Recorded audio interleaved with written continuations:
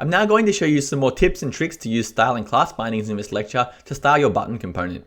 So at the moment we're passing this disabled attribute here, and it's set to a string literal true. And what I'd like to do is, instead of using this string literal, I'd like to bind to a variable. So I'm first going to use colon, which as we know is shorthand for vbind. I'm going to use the shorthand for now. And we're going to bind to a variable called valid. And when this is true, we're going to, false rather, we're going to disable the button so the user cannot submit the form.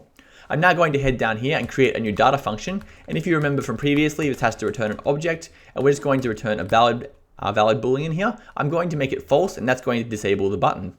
Let's head over to our button and apply some styles. And there's a few ways we can do this. The first one we could do is simply by binding to the disabled attribute here and passing in disabled. And if this is true, we could then go ahead and apply some styles. So what we could do is head down here and say button, and when this is disabled, we're going to apply a style. I'm just going to set the opacity to 0.5 to indicate that the button is disabled. And if we save this one off, we see it's going to work. The button is becoming 50% opaque because in this case, this is evaluating to true. So disabled is set to true, and then we're applying this style down here. There is one other way you can do this, and this is very useful if you have a much larger, more complex component with much more complex styles, and that's by using a class binding. So what I'm going to do is remove this one, and we're going to bind to class, and this takes an object syntax very similar to style, and we're going to pass in the class first. So I'm going to say disabled button, and then we're going to pass in a JavaScript value here. In this case, it's going to be disabled, which is our prop.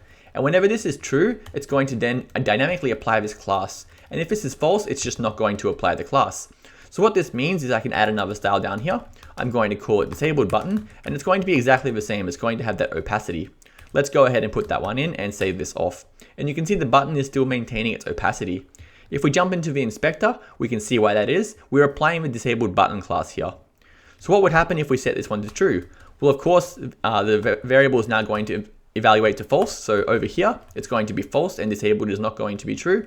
And that means this class here is not going to be applied. And if I save this one off, we can see the button is now the correct color, and we haven't got that class anymore.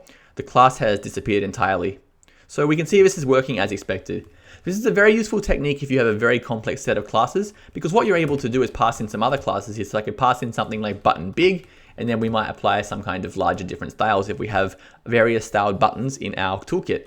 I'm going to keep this as simple as possible for now, however, so I'm going to revert this and just use the disabled styling. However, I wanted to show you this so you have just some extra tools in case you want to make a more complex component. For example, maybe you want to have 5 different sizes for your buttons, and in that case, you probably would have 5 different stylings and 5 different sets of classes.